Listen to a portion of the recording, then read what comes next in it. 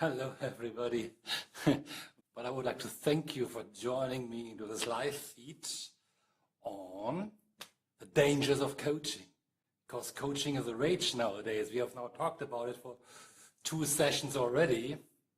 It's a danger in coaching. People always think coaching is a rage, coaching is fun, and I'm still arranging myself here.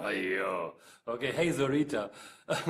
And people don't quite realize there's actually a danger to coaching that we are facing sometimes. Coaching grows rapidly. Why is coaching the rage for many organizations nowadays? Well, if you look around the world is getting faster and faster, people say. The world is getting faster and faster.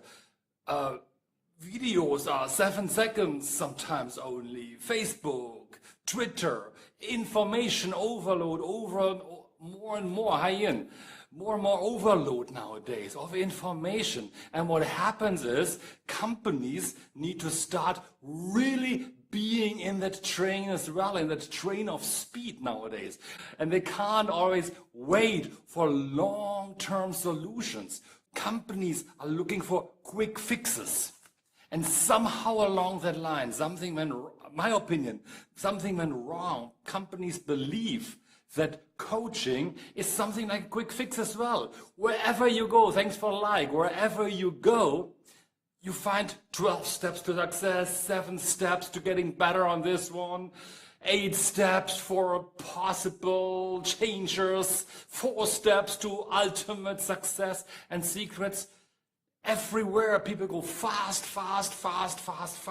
And that's why many companies also go on the train of thinking coaching is a quick fix. Is it a quick fix? What do you think?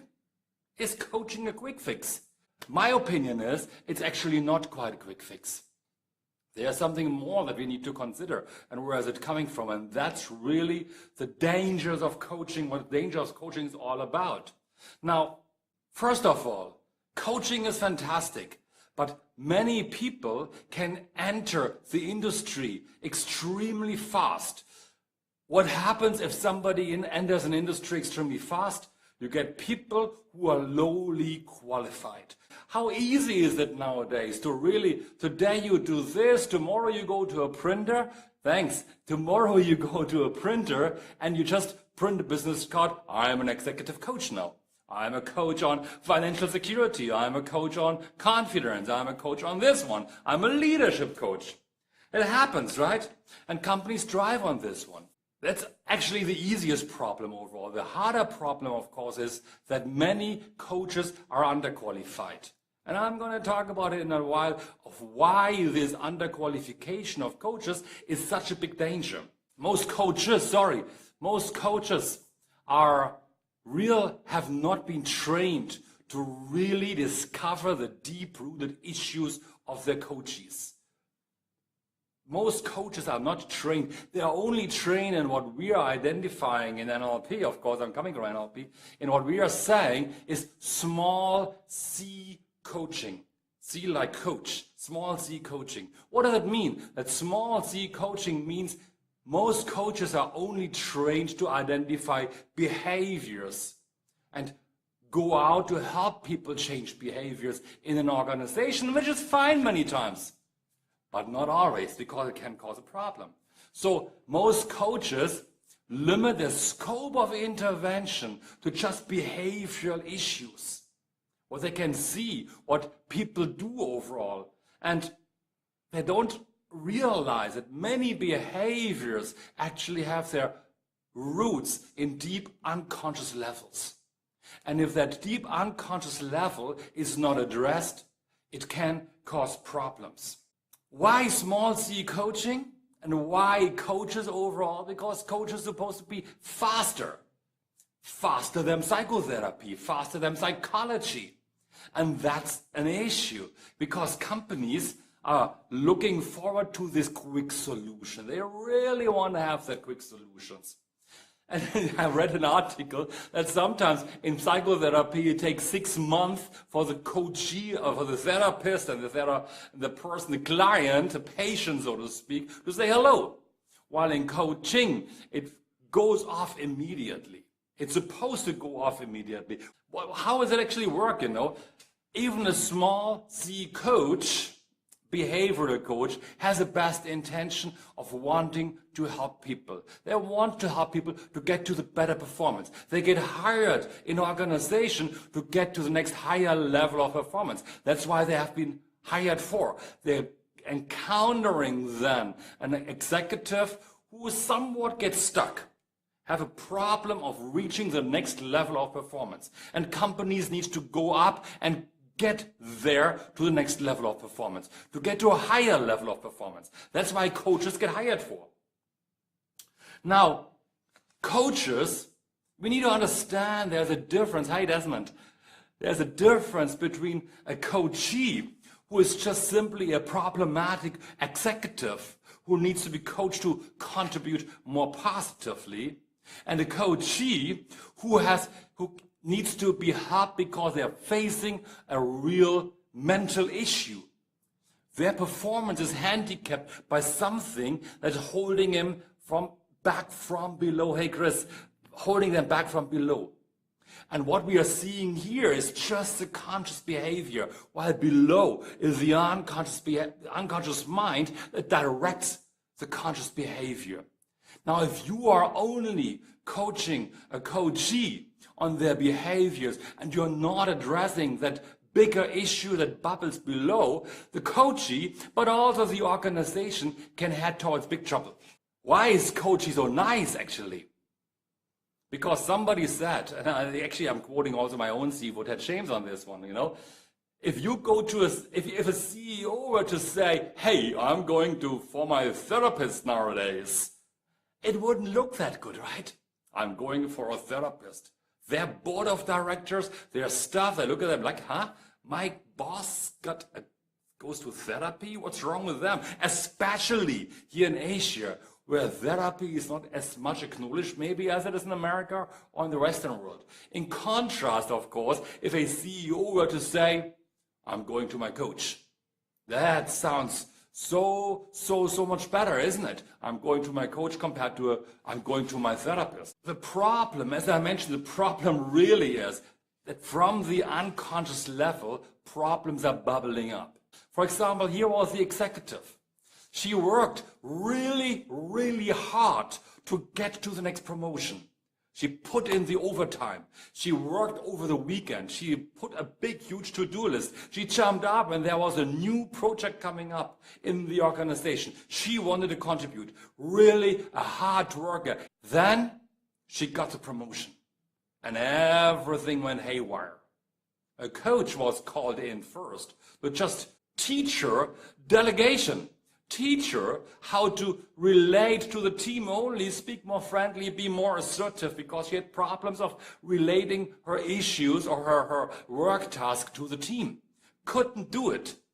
Her career started to crumble. Luckily, she came across us here in Asia Mind Dynamics, and we talked to her, and we talked to her boss, invited us over to coach her. Because we quickly identified through a conversation with her that her issue was not related to something that she performed on right now in her organization where she was supposed to be a real high performer. What happened was, when we probed deeper into her issues, was the following.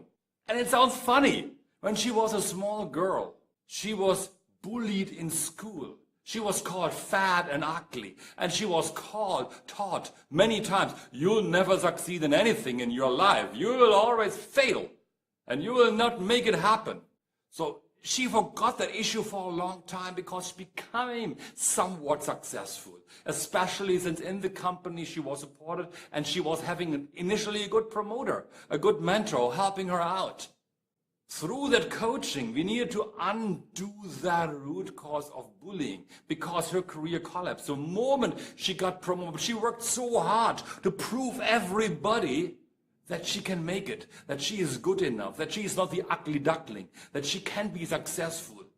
But once she succeeded, her unconscious mind sabotaged her.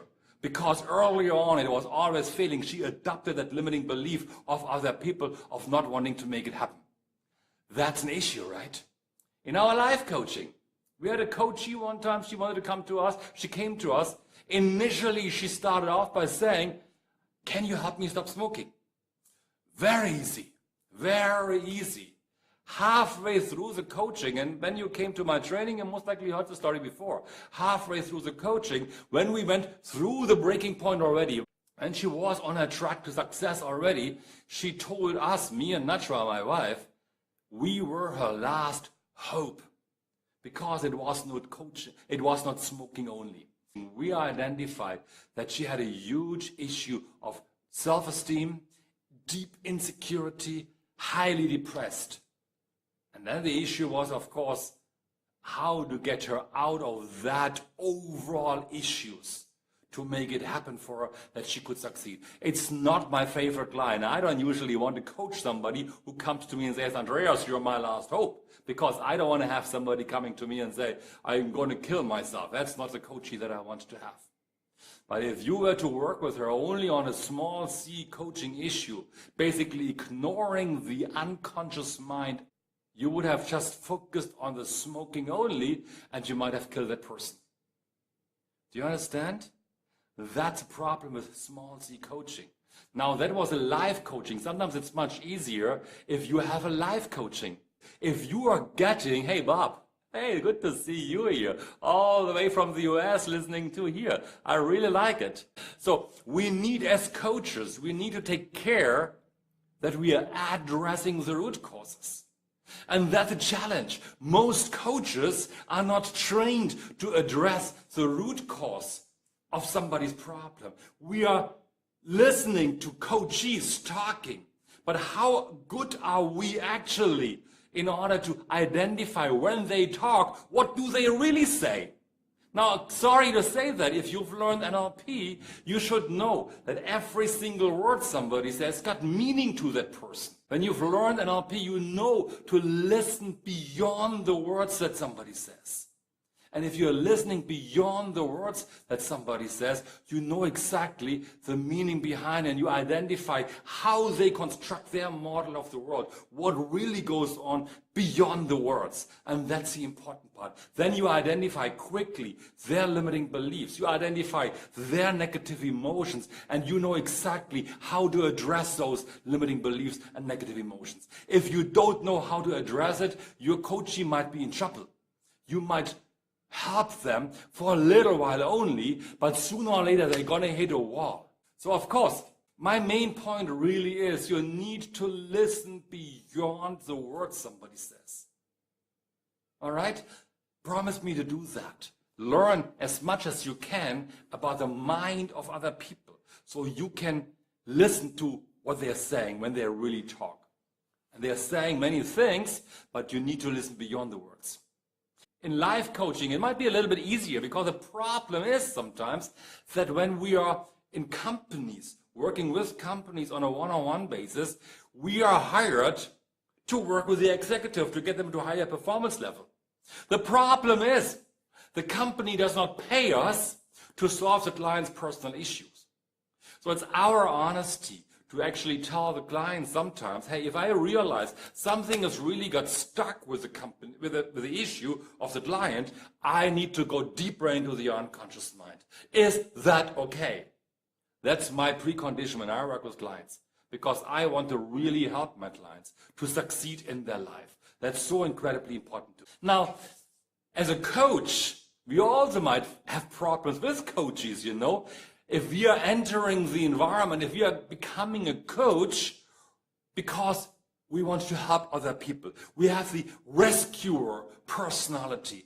The coachee's problem is our problem, and we can't dissociate from the problem. We are getting totally entrenched in them, and we want to help them. And we can't let go of the coachee because that problem is so interesting. Remember? We are projecting ourselves. Often we are seeing our own problems in the other coach's model of the world. We are projecting our own problem into the coach's model of the world. when we are coaching somebody and we have the rescuer mindset, then we are identifying with the problem. We are adopting the problem of the coachee. We might just become the problem for the coachee. We need to be able to dissociate ourselves away from the coachee's problem. That we are dissociating ourselves from the coach's problem, we can take a neutral stand.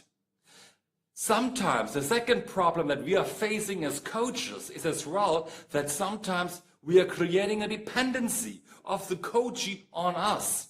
How do we create the dependency? The coachee cannot live without us anymore. It happens oftentimes if we give them too many advices, not listening to their responses, not exploring their map of the world, too many ideas from our thinking coming over to them. It's okay to give a coachee a suggestion, but you got to give the coachee the chance to push back, to give your suggestion, your idea as a possibility. It is just an idea, and you got to allow the coachee to push back. We had one coachee one time. He's totally fallen in love with our hypnosis sessions. Initially, he was a little bit worried about hypnosis. We did start off with coaching, live coaching. He was a COO, besettled with deep anxiety. We worked the normal coaching stuff, and in the end he said, "Can I just try hypnosis?" And we did it, and he totally fell in love with it. And we thought initially, in the end, we had to tell him that we have to stop the hypnotizing one, that we don't want to have him to come to us only to enjoy hypnosis. Because he had to work to stand on his own feet. That was in the beginning of our careers as coaches. Because we were at the edge of creating the dependency within the client, that he became dependent on the coaching, on us here, to run his life on a weekly basis. It's the same thing if a coachee comes to you because it feels so good to just talk to you. Outside in my real world, nobody actually listens to me. Automatically, when that happens, when a coachee says that to you, you are starting to create a coaching dependency. It's not good. You need to be able, the coachee needs to be able to run his life all by himself, ultimately. How do you identify the real coach for you? Again, what I said, if you ever look for a coach, it is really important that you identify somebody who has experience in working different issues. Remember last week I talked about identifying your areas of coaching? Find a specialist. Find somebody who is a specialist in their areas of coaching. Justine, I see your question. I'll text it to you afterwards, okay? Find somebody who is highly trained. Find somebody who is experienced in your area that you are looking for. When you look for somebody who is relating to a team, for example, then you need to work with somebody who is good in coaching people in team dynamics, for example. They need to have the experience. Identify somebody who is trained in working with the mind only, especially if that person that you want to have coached is of higher responsibility and faces maybe deeper issues, performance issues. Check out if it's just a little bit of a confidence or if there's more behind. If it's a mental issue that person is facing, or if it's really just a normal so-called issue like problem-solving, decision-making even. Realize that as a coach, you always have a variety of different stakeholders. What are the stakeholders? It's not just your coachee. You need to gel with your coach. You need to be in sync with their values. They must like you, you must like them. But you as a coach must be able to hold people accountable. You must be able to push back. You must be able to not be daunted to say no. Because if you like your coachee too much, you have the rescuer mentality. You can't say no maybe ultimately anymore. And that's a problem. So you must like your coachee, but you must hold them accountable. Also, you must be able to relate to the HR, because as a coach you work with HR. You must be able to work with the head of department, who is looking or who is supervising that person ultimately that you are coaching. So you must be in alignment with this person as well. So let me summarize here right now again. I talked to you about the danger of coaching. It's a danger of coaching when you are working with when you only look at the behaviors of a person and not at the deeper root issues of the unconscious mind, because behaviors that we are seeing in people is driven by the unconscious mind. So always work with somebody who is able to look beyond the issue somebody faces, because this problem is just a presenting symptom. There's a root cause below that you need to be able to address. If you are hiring a coach, look for the area of expertise. Look for the area, for the years of expertise. Are they able to gel with the coaches? Are they able to get out of if they don't have a rescuer mentality? And are they able to avoid dependency on each other? Coachee and coach on each other. So if you like that video, if you like that Facebook live feed, if you like that video, please share it with your friends, invite them over to the live feed next week. Next week, Malaysian time, 5:30 again, and I look forward to seeing you again. This is Andreas here from Asia Mind Dynamics, and I believe you can create your life. Thank you very much, guys, and enjoy your evening.